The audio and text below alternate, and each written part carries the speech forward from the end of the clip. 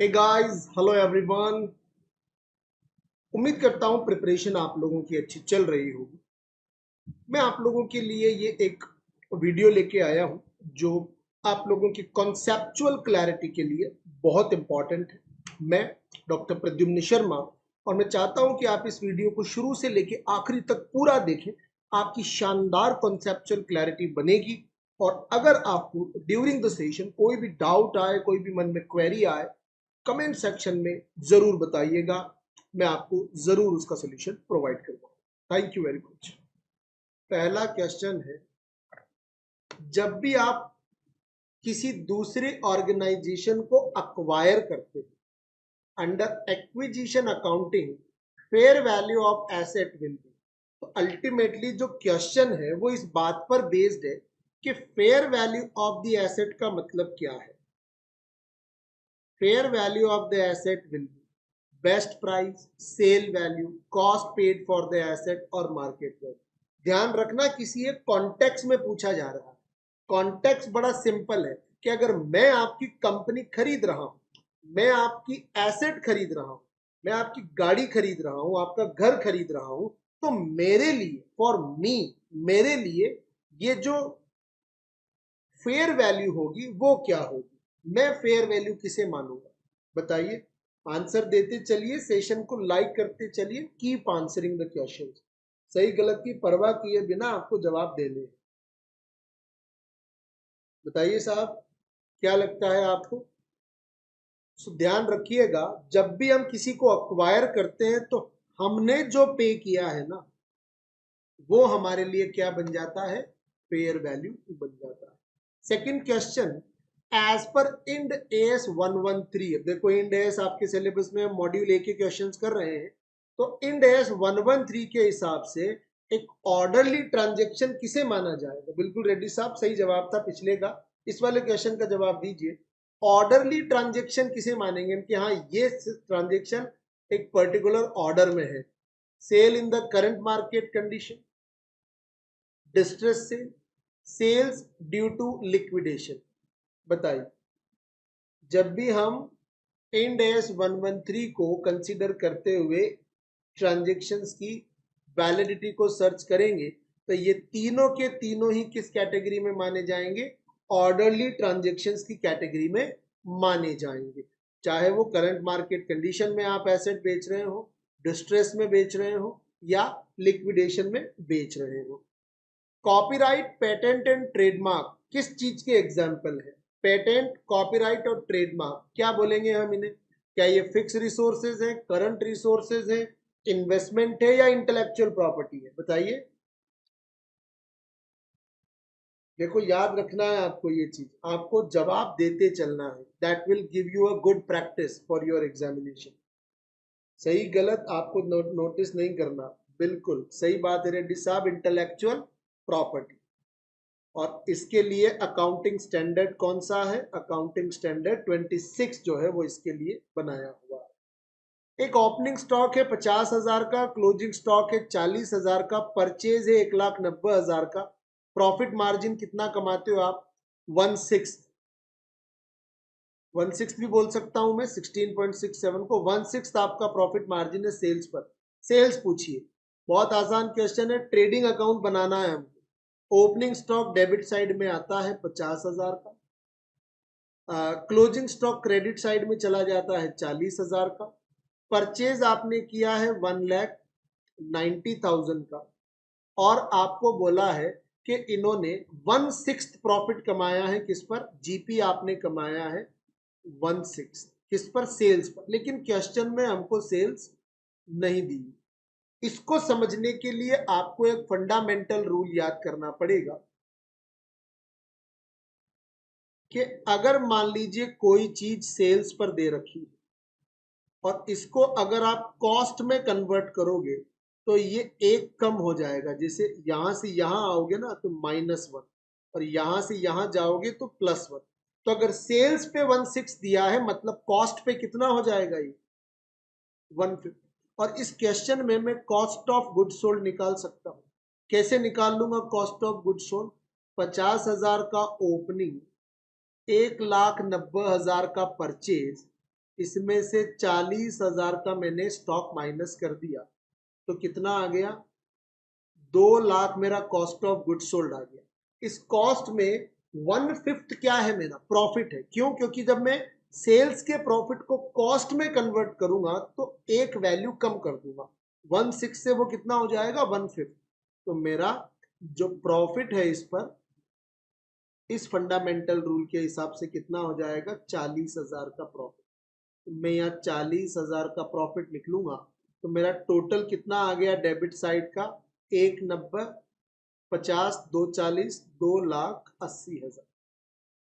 तो इधर का टोटल भी कितना आना चाहिए, 2,80,000।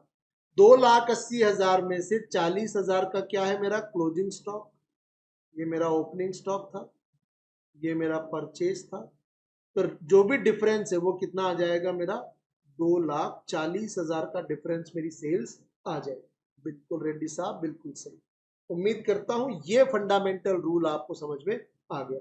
सेल्स पे कोई परसेंटेज दिया है उसे कॉस्ट में कन्वर्ट करोगे, एक कम कर दो। कॉस्ट पे कोई परसेंटेज दिया है उसे सेल्स में कन्वर्ट करोगे, एक इंक्रीज कर लो डिनोमिनेटर। सिंपल। IASC का फुल फॉर्म क्या है? IASC ये एक ऑर्गेनाइजेशन है जो इंटरनेशनल लेवल पर अकाउंटिंग स्टैंडर्ड्स बनाता है। सो IASC का फुल फॉर्म क्या है? International accounting standard committee. International accounting standard committee, बिल्कुल रेड्डी साहब, बिल्कुल सही जवाब है। अगर कोई साथी ऐसा है जिसका सिर्फ AFM का पेपर पेंडिंग है, वो मुझे AFM कंप्लीट बैच में ज्वाइन कर सकता है। कोड आपको याद रखना है, PDY। इससे कॉस्ट भी कम हो जाएगी और आपको डायरेक्ट मुझसे कनेक्ट भी होने को मिलेगा। बताइए कितने इंड एस हैं जो इशू किए गए हैं इंडिया में? इंड एस कितने इशू किए गए हैं? बहुत आसान क्वेश्चन है, इंड एस कितने इशू किए गए हैं?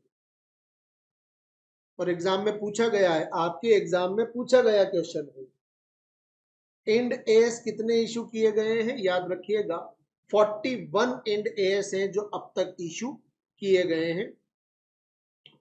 कितने अकाउंटिंग स्टैंडर्ड्स इशू किए गए हैं? वो थे इंड एस, ये है सिर्फ एएस। तो अकाउंटिंग स्टैंडर्ड्स कितने इशू किए गए हैं बताइए, अकाउंटिंग स्टैंडर्ड्स की संख्या बताइए।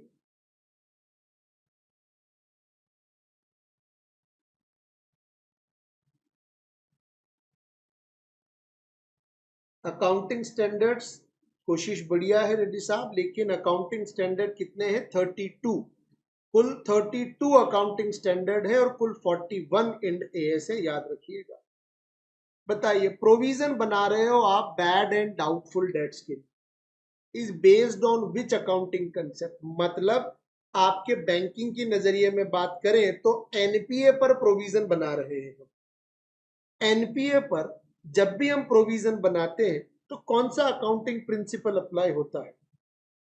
अभी तक उस आदमी ने मना तो किया नहीं है कि मैं पैसा नहीं दूंगा, फिर भी हम मान के चल रहे हैं कि नुकसान होगा। तो जो नुकसान को हम अज्यूम करके चल लें कि ये होने की संभावना है, चलिए हम तो मान के चलते हैं हो गया, ऐसी सोच को क्या बोलोगे आप? ऐसी थॉट प्रोसेस को हम बोलते हैं कंजर्वेटिज्म कंसेप्ट। तो जो provision for bad and doubtful debts बनाए जाते हैं ये कंजर्वेटिज्म कंसेप्ट के ऊपर बनाए जाते हैं। Accounting rules, procedures, and methods should be observed alike and should not be changed from year to year. ये कौन सा अकाउंटिंग कन्वेंशन है? आप एक अकाउंटिंग रूल या प्रोसीजर बना रहे हो और ये कह रहे हो कि हमें इसे बार बार नहीं बदलना है, will keep it going on continuously, continuously हम इसे हर साल फॉलो करेंगे। इसे कौन सा अकाउंटिंग प्रिंसिपल बोलेंगे हम?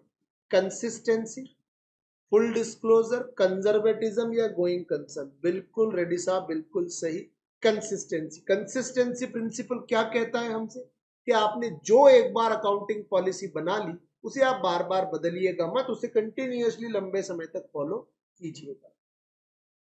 एक कैश बुक है जिसमें बैंक ने कितना चार्ज किया है, 5000 वॉज नॉट रिकॉर्डेड। बैंक ने आपके अकाउंट में से 5000 रुपए कम कर लिए, कैश बुक में इसे आपने नहीं लिखा, भूल गए आप। बताइए कैश बुक में इसका क्या एडजस्टमेंट आप करेंगे? सिंपल सी बात है, कैश बुक में आप इसे क्या करेंगे? कैश बुक में इसे क्रेडिट कर देंगे, कैश बुक में इसे डेबिट कर देंगे, कोई एडजस्टमेंट ही नहीं होगा। Charges will be added to the cash book. क्या लगता है आपको? याद रखिएगा, कैश बुक और पासबुक के जब भी बैलेंस की बात होगी ना, तो कैश बुक का डेबिट बैलेंस हमेशा पॉजिटिव बैलेंस होता है और पासबुक का क्रेडिट बैलेंस हमेशा पॉजिटिव बैलेंस होता है। मतलब जब भी पैसा आएगा कैश बुक के डेबिट में लिखा जाएगा, और जब भी पैसा जाएगा कैश बुक के क्रेडिट में लिखा जाएगा। क्रेडिट मतलब नेगेटिव और पासबुक में डेबिट मतलब नेगेटिव। तो अब आप समझिए कि 5000 रुपए जो पासबुक में से कम हो गए, आपको तो कैश बुक में भी कम करने पड़ेंगे, और कम करने के लिए कैश बुक में क्या करना पड़ेगा? उसे क्रेडिट करना पड़ेगा। It will be credited in cash book. बिल्कुल रेड्डी साहब, बिल्कुल। ए हमारा क्या हो गया? करेक्ट आंसर हो गया। जी, मिस्टर ए हैं, इन्होंने बहुत सारे चेक इशू किए हैं। उन चेक्स का टोटल कितना है? 20,000 रुपए। इनमें से 5,000 रुपए वाले जो चेक हैं सिर्फ वो ही प्रेजेंट हुए हैं पेमेंट के लिए 31 मार्च 2022 तक। तो 20,000 के चेक इशू किए थे, इसमें से सिर्फ 5,000 के जो चेक्स हैं वो प्रेजेंट हुए हैं पेमेंट के लिए। पासबुक के हिसाब से 5,000 के तो पेमेंट के लिए हो गए, 15,000 हो गया। ठीक है, पासबुक के हिसाब से जो बैलेंस है, बैलेंस एज पर दी पासबुक, पासबुक के हिसाब से जो बैलेंस है वो कितना दिया हुआ है? 25,000। तो आपको बैलेंस पासबुक का दिया है और आपसे पूछा है कि बताइए balance as per the cash book कैसे होगा। चलिए कोशिश कीजिए आप, फिर मैं आपको सॉल्व करके बताऊंगा। ये पासबुक का बैलेंस आपको दिया है और आपको कैश बुक का बैलेंस निकालना है। हम जानते हैं जब भी हमको बैलेंस पासबुक का दिया हो तो हमें हमेशा जो है कैलकुलेशन करते वक्त सारे चेंजेस उसी में करने हैं जिसका हमें बैलेंस दिया है। अगर हमें पासबुक का बैलेंस दिया है तो हमें चेंजेस भी पासबुक में ही करने हैं। तो अब ट्रांजेक्शन देखिए आप, जैसे ही चेक मैंने इशू किया होगा मैंने कैश बुक को कम कर लिया होगा। मैंने कैश बुक को कितने अमाउंट से कम किया होगा? 20,000 से कम किया होगा। लेकिन पासबुक से पेमेंट सिर्फ कितना हुआ है? 5,000 का। तो मेरी कैश बुक और मेरी पासबुक में डिफरेंस किस अमाउंट का आ रहा है? 15,000 का। क्यों आ रहा होगा? क्योंकि मैंने कैश बुक को तो 20,000 से कम कर दिया, लेकिन उसी के कंपैरिजन में मेरी पासबुक जो है वो सिर्फ 5,000 रुपए से ही कम हुई है। तो मैं क्या करूंगा? 15,000 रुपए से और कम कर दूंगा किसे? पासबुक को, ताकि मेरी पासबुक मेरी कैश बुक के बराबर हो जाए। मैं फिर समझा रहा हूं, मैंने जैसे ही आपको चेक लिख के दिया, चेक देते ही मैंने तो तुरंत कैश बुक को कम कर लिया। मैंने तो मान लिया कि आप ये 20,000 रुपए का पेमेंट बैंक में जाके ले लेंगे, तो मैंने मेरी कैश बुक को कम कर लिया। लेकिन आप बड़े मजेदार इंसान निकले, आप 20,000 में से सिर्फ 5,000 का पेमेंट लेके आए हो, 15,000 का आपने पेमेंट लिया ही नहीं। तो मेरी कैश बुक तो 20,000 से कम हो गई और मेरी जो पासबुक थी वो सिर्फ 5,000 से कम हुई। इन दोनों के बीच में 15,000 का क्या बच रहा है? अभी भी डिफरेंस। माइनस करूंगा तो मुझे पता लगेगा मेरी कैश बुक का बैलेंस कितना दिख रहा है? 10,000।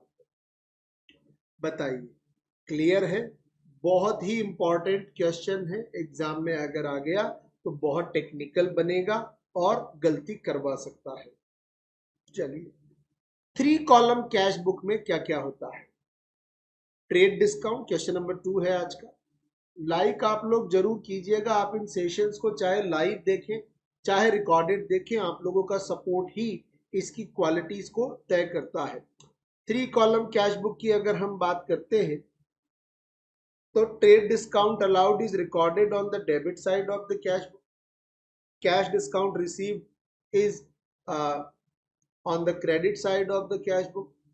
Discount column are balanced. Bank column is always debit balance. अच्छा क्वेश्चन है, आसान टॉपिक से अच्छा क्वेश्चन.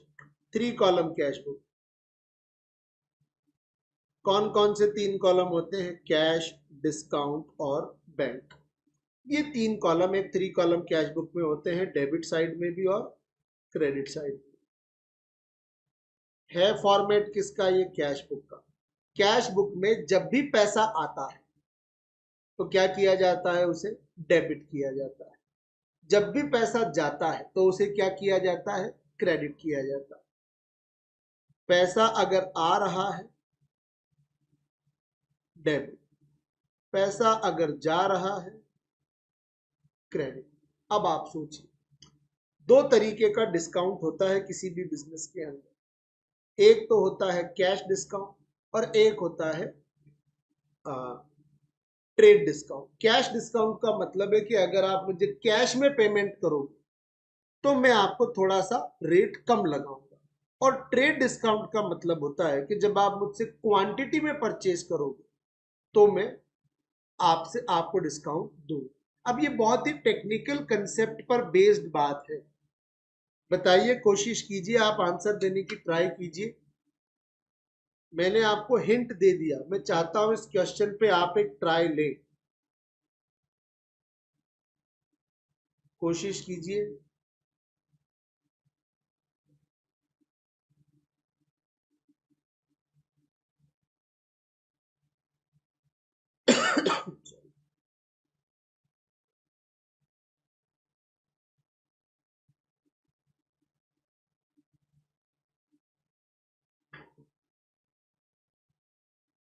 देखिए, समझिए आप, इसका जवाब आपको देने के लिए एक फंडामेंटल कंसेप्ट आपको याद होना चाहिए कि जो ट्रेड डिस्काउंट होता है ना, ये कभी भी बुक्स ऑफ अकाउंट्स में आता ही नहीं.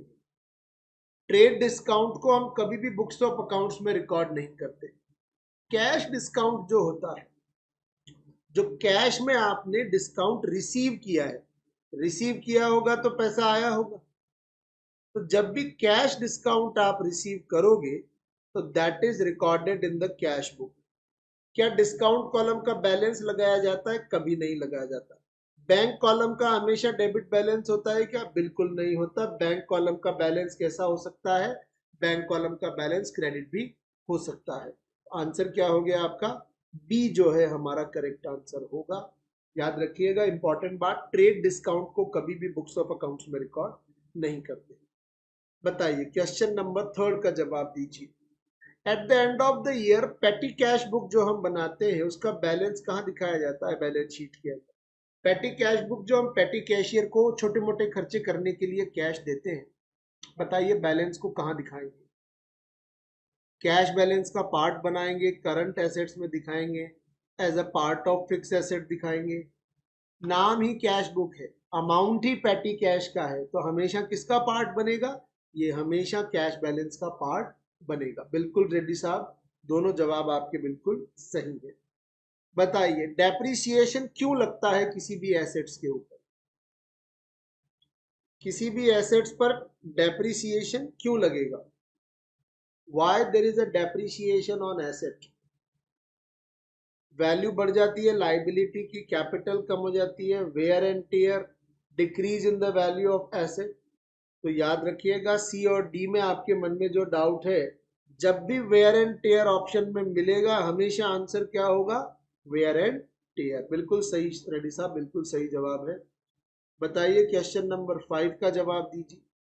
डेप्रिसिएशन का total amount of an asset can not exceed its. Total amount of depreciation of an asset can not exceed its. बताइए, किसको इंक्रीज नहीं कर सकता है? Depreciable value, scrap value, market value, none of this. तो याद रखिएगा, डेप्रिसिएशन हमेशा किस पे लगता है? कोशिश बढ़िया है रेड्डी साहब, बट डेप्रिसिएशन हमेशा डेप्रिशिएबल वैल्यू पर लगता है। कभी कभी आपको इसमें बुक वैल्यू भी ऑप्शन में मिल सकता है, तो बुक वैल्यू भी करेक्ट आंसर होता है, याद रखिएगा। डेप्रिशिएबल वैल्यू या बुक वैल्यू से ज्यादा कभी भी आपका डेप्रिसिएशन का अमाउंट नहीं हो सकता। क्वेश्चन नंबर 6 का जवाब दीजिए। अकाउंटिंग में बिकमिंग आउट ऑफ डेट और ऑब्सोलीट, क्वेश्चन में ही आंसर छिपा हुआ है। अकाउंटिंग में अगर कोई भी चीज यूज के बाहर हो गई, यूजेबल नहीं बची बिजनेसमैन के लिए, तो वो क्या बोलेगा उसे? वो उसे बोलेगा कि ऑब्सोलेंस हो गया है, मतलब आउट ऑफ यूज हो गया है, that is called obsolete assets. और इसकी अकाउंटिंग के लिए अकाउंटिंग स्टैंडर्ड 28 फॉलो किया जाता है, only for the knowledge purpose, याद रख सकते हो आप। Question number 7, under which depreciation method the amount of depreciation expenses remains same throughout the useful life of the fixed asset? इनमें से कौन सी डेप्रिसिएशन मेथड में, देखो हम अमाउंट ऑफ डेप्रिसिएशन की बात कर रहे हैं, जब भी अमाउंट ऑफ डेप्रिसिएशन सेम होगा तो मेथड कौन सी होगी? SLM, straight line method. अगर इसी में अगर अमाउंट ऑफ डेप्रिसिएशन की जगह रेट ऑफ डेप्रिसिएशन लिखा हुआ आता तो फिर मेथड का नाम हो जाएगा WDV, रिटन डाउन वैल्यू। दो बहुत इंपॉर्टेंट क्वेश्चंस हैं, इन्हें याद रखिएगा आप। चलिए क्वेश्चन नंबर 8 का जवाब दीजिए। लाइक जरूर करते रहिएगा, चाहे लाइव देख रहे हो चाहे रिकॉर्डेड। मिनिमम टाइम में कैसे बेस्ट प्रिपरेशन की जा सकती है, उसके लिए रोजाना ये 15 से 18 मिनट का सेशन मैं आपके लिए लाता हूं, जिसमें आप रोजाना एक नंबर ऑफ क्वेश्चंस की प्रैक्टिस इजीली कर पाए। इक्विपमेंट कॉस्टिंग है आपकी 8,000 का, आपने एक इक्विपमेंट बेचा है जिस पर डेप्रिसिएशन कितना लग चुका था अब तक? 8,000 की वैल्यू थी, इस पर 6,700 रुपए का डेप्रिसिएशन लग चुका था, मतलब इसकी वैल्यू बची थी कितनी? 1,300 रुपए। बेच कितने में दिया आपने इसे? 2,000 रुपए में। तो क्या हो गया आपको? 700 रुपए का प्रॉफिट। ठीक है, ये भी याद रखना, इसको कैपिटल प्रॉफिट बोलते हैं। कौन सा प्रॉफिट हुआ है आपको? ये कैपिटल प्रॉफिट कितने का? 700 रुपए का। क्लियर है? याद रखिएगा इसके बारे में। बताइए क्वेश्चन नंबर 9 का जवाब दीजिए। क्वेश्चन नंबर 9, ट्रायल बैलेंस अगर एग्री करता है, इसका मतलब क्या है? कि कोई गड़बड़ नहीं है? ऐसा नहीं है, ट्रायल बैलेंस के मैच होने के बाद भी गलतियां हो सकती है। There may be two sided error in the books, there may be one sided error in the books, there may be both one sided error and two sided error in the books. क्या ऐसा हो सकता है? क्या दोनों तरीके की गड़बड़ हो सकती है? नहीं। वन साइडेड एरर होगी तो मैच नहीं करेगा ट्रायल बैलेंस, लेकिन अगर टू साइडेड एरर होगी तो मैच कर सकता है। तो आंसर क्या होगा? यस, बिल्कुल रेड्डी साहब, there may be two sided error in the books. Account के दोनों तरफ अगर सेम अमाउंट की मिस्टेक हुई है तो ट्रायल बैलेंस मिसमैच नहीं होता, वो मैच कर जाता। बताइए, following errors will be rectified through a suspense account, which of the following error, इनमें से कौन सी एरर सस्पेंस अकाउंट के थ्रू करेक्ट की जाएगी? सेल्स रिटर्न बुक में 10,000 रुपए लिखना भूल गए आप, अंडरकास्ट का मतलब है लिखना भूल गए। Sales return by XYZ record ही नहीं किया। जो चीज रिकॉर्ड नहीं होती उसकी तो जर्नल एंट्री पास कर देंगे हम, तो इसमें तो सस्पेंस अकाउंट नहीं खुलेगा। Sales return by XYZ 10,000 is recorded as 1,000, तो 9,000 रुपए की गलती दोनों तरफ हो गई। ये टू साइडेड एरर है, और टू साइडेड एरर में कभी भी सस्पेंस अकाउंट काम में नहीं आता। Sales return of XYZ 10,000 recorded through the purchase return book, तो आपसे सेल्स रिटर्न बुक में भी गलती हो गई और परचेज रिटर्न बुक में भी गलती हो गई। ये भी कैसी एरर है? तो कौन सी एरर है वन साइडेड? ये वन साइडेड एरर है, आपने 10,000 रुपए जो है रिकॉर्ड नहीं किए थे, कम रिकॉर्ड किए थे। अगर कम रिकॉर्ड किए थे तो फिर मिसमैच हो जाएगा अकाउंट, और मिसमैच होने की वजह से कौन सा अकाउंट ओपन करना पड़ेगा हमें? Suspense account. सो ए जो है हमारा क्या हो गया? Correct answer. और बताइए जवाब क्या बनेगा? क्या कहता है हमसे क्वेश्चन? देखिए आप ध्यान से, क्वेश्चन हमसे कह रहा है कि which of the following account will be affected while rectifying the error of sales to रहीम। रहीम को आपने एक सेल्स किया है 336 रुपए का, जो उसके अकाउंट में आपने 363 लिख दिया, ज्यादा लिख दिया उसके अकाउंट में। तो बताइए, और पोस्टिंग हुई है, पोस्टिंग करते वक्त जर्नल से लेजर में ले जाते वक्त आपने ये गलती कर दी रहीम के अकाउंट में 336 रुपए। तो बताइए क्या सेल्स अकाउंट में एडजस्टमेंट होगा? सेल्स और रहीम दोनों के अकाउंट में एडजस्टमेंट होगा? कैश अकाउंट में एडजस्टमेंट होगा या रहीम अकाउंट में होगा? तो कैश अकाउंट में तो नहीं होगा, ये तो बिल्कुल क्लियर है, एकदम फाइनल, क्योंकि कैश में तो सौदा है ही नहीं, ये तो उधार की सेल हुई है रहीम साहब। क्या लगता है आपको किनके अकाउंट में रेक्टिफिकेशन हमें करना पड़ेगा? बताइए सब लोग, लाइक कर लीजिए और जवाब देते चलिए। आप लोग जानते हैं आपके दो ही काम हैं, सेशन को लाइक करते रहिए और जवाब देते चलिए। बहुत बढ़िया गौरव जी, बिल्कुल सही जाने की कोशिश की आपने, लेकिन आंसर क्या होगा? डी हमारा आंसर होगा। देखिए जब भी पोस्टिंग होती है ना, तो हमसे क्वेश्चन बहुत क्लियरली बोल रहा है कि जब रहीम की सेल्स को आपने रहीम के अकाउंट में, हिज अकाउंट, तो जब रहीम के अकाउंट में आपने सेल्स को लिखा तो क्या लिख दिया? ज्यादा लिख दिया। तो एडजस्टमेंट सिर्फ कहां करना पड़ेगा?